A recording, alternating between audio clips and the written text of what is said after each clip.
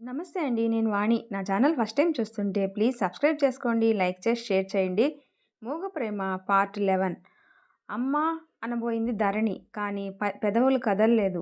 కళ్ళ ముందు చీకటి మూసుకు వచ్చేసింది. ధరణికి మళ్ళీ మెలకువ వచ్చేసరికి తల దిమ్ముగా, హృదయం భారంగా, శరీరం తేలికగా ఉంది. తెల్లటి దుప్పటి మెడ వరకు కప్పారు. క్షణంసేపు తను ఎక్కడ అక్కడ ఎందుకు ఉందో, అది కలో నిజమో ఏదీ అర్థం కాలేదు. ధరణి, ఎలా ఉంది అమ్మా? ఏడుపు గొంతుతో అడుగుతున్న అత్తగారి వైపు అయోమయంగా చూసింది ధరణి. ఆవిడ ముఖం చూస్తుంటే చాలాసేపటి నుంచి ఏడుస్తున్న సూచనగా రెప్పలు వాచి ఉన్నాయి. ముక్కు మాటిమాటికి గట్టిగా చీదిన గుర్తుగా ఎర్రబడి ఉంది. అలా ఎలా పడ్డావే తల్లి? పడిందా? తన ఎక్కడి నుంచి? ధరణికి వెంటనే గుర్తు రాలేదు. దేవుడు చల్లగా చూడబట్టి నువ్వు దక్కావు, లేకపోతే... ఆవిడ ముక్కు చీదింది. ధరణికి కొద్ది కొద్దిగా జ్ఞాపకం వస్తుంది. హోటల్కి వెళ్ళటం, తను మెట్ల మీద నిలబడటం, చుట్టూ ఆవరించుకుని ఉన్న ఘాటైన వాసన వెర్రెక్కించటం, కింద నిలబడి సంతోషంగా నవ్వుతున్న సూర్యంని చూడగానే ఆపుకోలేనంత కోపం రావటం, తనేదో రకరకాలుగా ఆవేశంగా ఆలోచించటం ఒక్కొక్కటి గుర్తుకు రాసాగాయి. నేను వస్తానే తల్లి. ఇవాళ ఎవరికీ తిండి తిప్పల్లేవు. పిల్లల్ని పక్కింటి వాళ్ళ దగ్గర వదిలి వచ్చాను. ఏం చేస్తున్నారో ఏమో. నువ్వు లేనిపోని ఆలోచనలతో మనసు పాడు చేసుకోక హాయిగా విశ్రాంతి తీసుకో. కోడలి నుదుటి మీద చేయివేసి నిమురుతూ అంది ఆవిడ. ఆవిడ వెళ్ళిపోయింది. గదిలోకి వచ్చి ఇంజెక్షన్ ఇస్తున్న నర్సు అంది. పాపం మీ అత్తగారిలా ఉన్నారామె. చాలా మంచిదిలా ఉంది. మీకోసం ఎంత కంగారు పడ్డారో.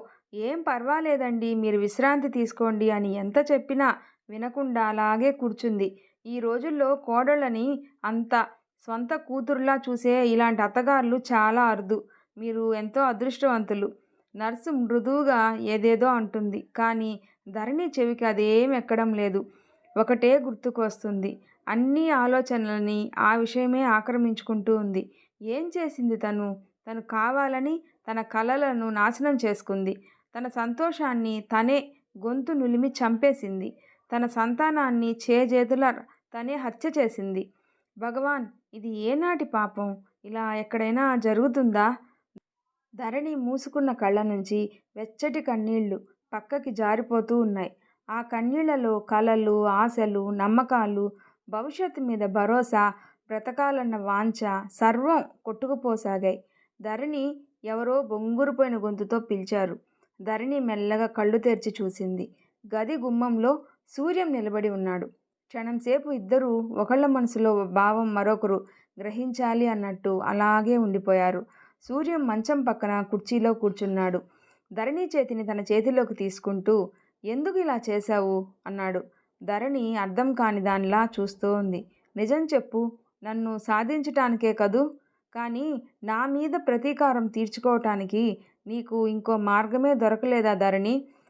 నువ్వు ప్రమాదం తెచ్చిపెట్టుకుంటావా? ఏ కాలో చెయ్యో విరిగితే ఏం చేసేదానివి? మృదువుగా మందలిస్తున్నట్లుగా అన్న అతని మాటల్లో అంతర్వాహినిలా ఆత్మీయత కూడా ఉన్నట్టు కనిపించినా ధరణి మనసు గుర్తించటానికి ఇష్టపడలేదు. ఇప్పుడింకా ఎంత తీయగా అయినా మాట్లాడతారు. ఆలస్యంగానైనా అతను చెప్పినట్లే విందిగా. ఆఖరికి విజయం వాళ్ళకే లభించిందిగా. ఇంకేం కావాలి? ధరణి ముఖం పక్కకు తిప్పుకొని ఎటో చూస్తున్నట్లుగా ఉండిపోయింది. ఇంతలో గదిలోకి డాక్టర్ రావడంతో సూర్యం ధరణి చెయ్యి వదిలేసి ఆవిడని విష్ చేస్తూ లేచి నిలబడ్డాడు. ధరణి క్లినిక్ నుంచి డిశ్చార్జ్ అయ్యి ఇంటికి వచ్చేసరికి ఊహించని మార్పులు కొన్ని ప్రచండ వేగంతో గాలి దుమారంగా వచ్చాయి. అప్సరా ప్రారంభోత్సవం చాలా ఆడంబరంగా జరిగింది. దాన్ని కట్టడానికి ముఖ్య పాత్ర వహించిన వారందరి పేర్లు ఫోటోలతో సహా పేపర్లలో వచ్చాయి. ప్రారంభోత్సవానికి కావలసిన ఏర్పాట్లు చూడటంలో కూడా సూర్యం ముఖ్య పాత్ర వహించి అంతా అద్భుతంగా ముగిసేలా జాగ్రత్తగా చూశాడట. అతని సమర్థతని, కార్యదీక్షని, ఉత్సాహాన్ని అందరూ కొనియాడారు. వారం తిరగకుండానే సూర్యం మరో 2 కాంట్రాక్టుల మీద సంతకం చేశాడు. ఒకటి టౌన్ హాల్ కట్టించటం, రెండవది నగరం మధ్యలో స్టేడియం నిర్మించటం. ఈ రోజుల్లో పలుకుబడి మీదే మనిషి ఉన్నది అనే సంగతి సూర్యం విషయంలో అక్షరాలా రుజువైంది. అతనికి ఊపిరాడని పనితో పాటు హోదా కూడా పెరిగింది. చేతి కిందకి నలుగురు ఐదుగురు మనుషుల్ని తీసుకొని వాళ్ళకి పని పంచి ఇచ్చాడు. అయినా సరే అతనికి క్షణం కూడా తీరుబడి దొరకటమే లేదు. ఎప్పుడు చూసినా దేనికో దానికోసం ఎక్కడికో అక్కడికి తిరగాల్సిన పని ఉంటూనే ఉంటుంది. ఇంట్లో వాళ్ళతో మాట్లాడేందుకు కూడా వీలు లేకుండా ఎవరో ఒకళ్ళు వస్తూనే ఉంటున్నారు. వచ్చే పోయే వాళ్ళు ఎక్కువ అవటంతో సూర్యం ఉన్న ఇల్లు చాలటం లేదు.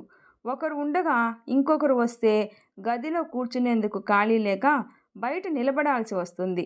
సూర్యం వాళ్ళు ఉన్న సందు కూడా ఇరుకుగా మురికిగా ఉండటం వల్ల కారులో వచ్చేవాళ్ళు కారు వీధి చివరనే ఆపి నడిచి రావాల్సి వస్తుంది.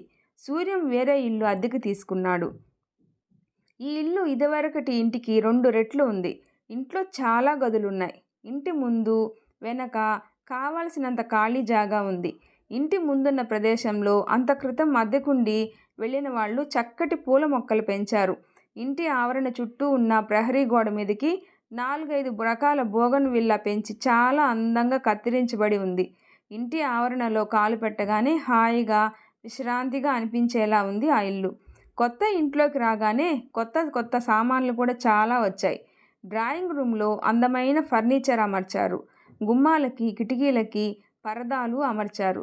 భోజనాల గదిలో ఒకేసారి 7-8 మంది కూర్చొని భోజనం చేసేందుకు వీలుగా టేబుళ్ళు కుర్చీలు వేశారు. దానిమీద గాజు సామాను వచ్చింది. గదుల్లో మూలలు పెట్టేందుకు ఫ్లవర్ వాజులు వచ్చాయి. ఆ ఇంట్లో ఆ సామాను అంతటినీ సూర్యం తన చేత్తో తనే స్వయంగా సర్దాడు.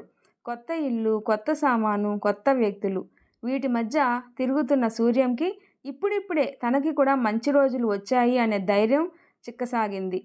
ధరణి ఆరోగ్యం కొద్ది రోజుల్లోనే చక్కబడింది. మనిషి మామూలుగా అయిపోయింది. కానీ ఎవరైనా ధరణిని ఇంత క్రితం ఎరుగున్న వాళ్ళు నిదానించి చూస్తే ఆ కళ్ళల్లో కాంతి లోపించినట్లు, ఏదో దిగులు లీలగా గూడు కట్టుకున్నట్టు గ్రహించగలుగుతారు. క్షణం విరామం లేని సూర్యం దృష్టికి ఇది అందలేదు. పార్వతమ్మ గ్రహించినా గమనించినట్టే ఊరుకుంది. ఇంటికి ఎప్పుడంటే అప్పుడు ఎవరో ఒకరు వేళాపాళా లేకుండా వచ్చి వెళ్తూనే ఉంటారు. వారికి ఆ సమయాలను బట్టి కాఫీలు, టిఫిన్లు, భోజనము అప్పటికప్పుడు క్షణాల మీద అమరుస్తూ ఉండాలి. మధ్య మధ్యలో యాస్ట్రేలలో బూడిద దులపాలి. మంచినీళ్ళ గ్లాసులు అందించాలి. అవసరమంటే అప్పటికప్పుడు ఏ సిగరెట్ కోసమో కూల్ డ్రింక్ కోసమో బజారుకి పరిగెత్తాలి. అందుకని సూర్యం ఒక 10-12 కుర్రాడిని ఇంట్లో పనికి కుదిర్చాడు. వంట వార్పు కూడా వచ్చు. చాలా చురుకైనవాడు. ఏ పని కావాలన్నా నిమిషాల మీద చకచకా చేసేయగలడు. వాడు వచ్చిన తర్వాత ధరణికి చాలా విశ్రాంతి చిక్కింది. ఏ పని చేయబోయినా అమ్మగారు మీరు ఆగండి, నేను వచ్చేస్తున్నా, ఒక్క నిమిషం అంటూ గావు కేకలు పెడతాడు వాడు. ఒకవేళ ధరణి వాడి మాటలు లక్ష్య పెట్టకుండా ఆ పని కోసం వంగితే, ఏంటమ్మగారు వచ్చేస్తున్నానని చెప్తూనే ఉన్నాను కదండి, మీకు ఒకటే తొందర అంటూ చేస్తున్న పని వదిలేసొచ్చి ఈ పని కాస్త చక్కబెట్టి వెళ్ళిపోతాడు. ధరణికి ఇది వరకులా సూర్యం పని చూసే అవకాశం కూడా లేదు. చేతి నిండా పని లేకపోతే మనసంతా దెయ్యాలు పనిచేసే కార్ఖానాలా అవుతుంది. ఉబుసుపోకపోతే అశాంతి, అలసట ఎక్కువ అవుతాయి. ఊరికే కూర్చుంటే ఏవేవో పిచ్చి పిచ్చి ఆలోచనలు సాలెగూళ్ళులా మన చుట్టూ అల్లుకుంటాయి. వాటి మధ్య చిక్కుపడిన మనం మనకెవరూ లేరని, మనం ఒంటరి వాళ్ళమని అనుకోవటం సహజం. ఇది మానవ నైజం. ప్రస్తుతం ధరణి స్థితి కూడా అలాగే ఉంది. సూర్యం నెలకోసారి ఏదో నెపంతో 10 మందిని ఇంటికి టీకి పిలుస్తూ ఉంటాడు. వచ్చేవాళ్ళల్లో రకరకాలు ఉంటారు. అప్పుడప్పుడు ఆ వచ్చిన వ్యక్తుల చెల్లెళ్ళో భార్యలో ఆడవాళ్ళు కూడా వస్తూ ఉంటారు. సూర్యం వాళ్ళకి స్వయంగా ఎన్ని మర్యాదలు చేస్తాడో స్వయంగా చూస్తే గాని తెలియదు. అతని మృదుత్వం, సరళత్వం చూసి తీరాలి అన్నట్టుగా ఉంటుంది. ధరణి వాళ్ళకి కావలసిన ఏర్పాట్లన్నీ సవ్యంగా క్రమబద్ధంగా చేయిస్తుంది. ఎలాంటి లోటు లేకుండా చూస్తుంది. కానీ వాళ్ళ ఎదుటికి రాదు. వస్తే కానీ వీల్లేదు అని సూర్యం కానీ పార్వతమ్మ కానీ ఏనాడు బలవంతం చేయలేదు. ఇలాంటి విందులు జరిగినప్పుడు ముందు గది అంతా నవ్వులతో కబుర్లతో హోరెత్తిపోతూ ఉంటుంది. ఆ సందడిలో పార్వతమ్మ కూడా ఆనందంగా పాల్గొంటుంది. సూర్యం లాంటి కొడుకు ఉన్నందుకు అందరూ ఆవిడని అభినందిస్తుంటారు. అలాంటి తల్లి ఉన్నందుకు అదృష్టవంతుడివి అని అతన్ని పొగుడుతూ ఉంటారు. అతని దగ్గరలో తల్లి కూర్చొని ఉంటుంది. ఎదురుగా పిల్లలు ఉంటారు. సూర్యంకి అక్కడ గీత లేని లోటు అలా ప్రత్యేకంగా కనిపిస్తూనే ఉంటుంది. ఆ ఇంటికి వచ్చే చాలామంది అతిథుల్లో ఎవరికీ సూర్యంకి రెండో పెళ్ళి అయినట్టు కానీ, ఆ భార్య ఇంట్లోనే ఉన్నట్టు కానీ తెలియనే తెలియదు. సందడిగా ఆనందంగా కబుర్లు చెప్పుకుంటూ కూర్చున్న వాళ్ళందరికీ దూరంగా ఒంటరిగా తన గదిలో నిలబడి ఉన్న ధరణికి హఠాత్తుగా తను ఈ ఇంటికి వచ్చిన పని అయిపోయినట్టు, వీళ్ళకి తన అవసరం తీరిపోయినట్టు అనిపిస్తూ ఉంటుంది.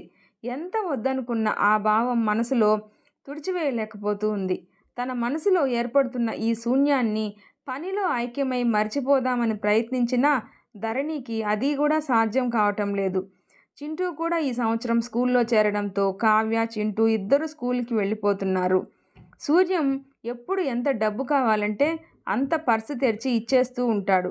దాన్ని జాగ్రత్తగా వాడాల్సిన అవసరం కానీ, ఖర్చు రాయాల్సిన పని కానీ లేదు. ఎంతయింది ఏమిటి అనే ఆరా లేనే లేదు.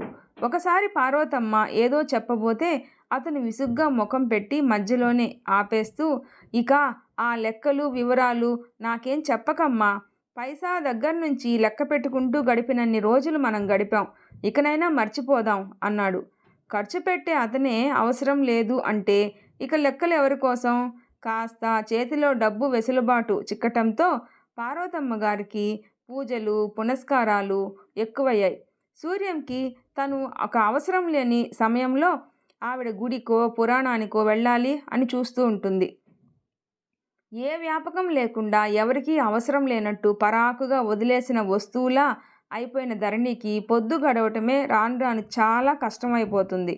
చింటూ పుట్టినరోజు సందర్భంగా సూర్యం ముఖ్యమైన మిత్రులని చెప్పబడే కొంతమందిని ఇంటికి విందుకు పిలిచాడు.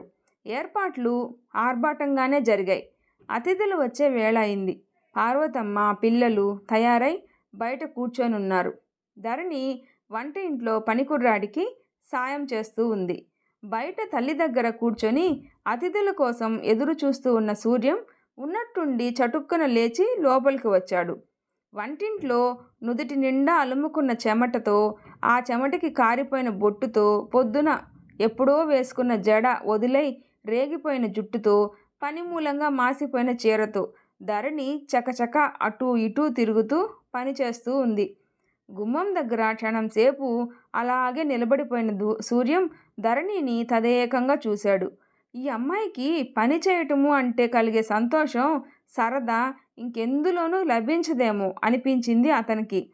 తను వచ్చి అక్కడ అంతసేపు నిలబడ్డా ధరణి తన ఉనికినే గుర్తించినట్టు నిశ్శబ్దంగా తన పని తాను చూసుకోవడం గమనించిన సూర్యంకి ఆగ్రహం లాంటిది కలిగింది.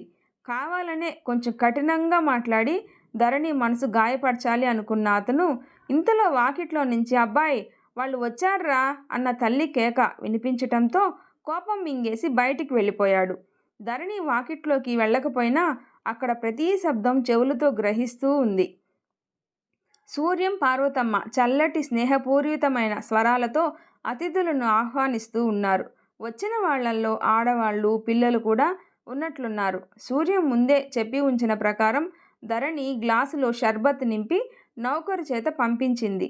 ముందు గదిలో కబుర్లు, వేళాకోళాలు, సరదాలు, తమాషాలు చాలాసేపు దొర్లిపోయాయి. అందరూ భోజనానికి వచ్చారు.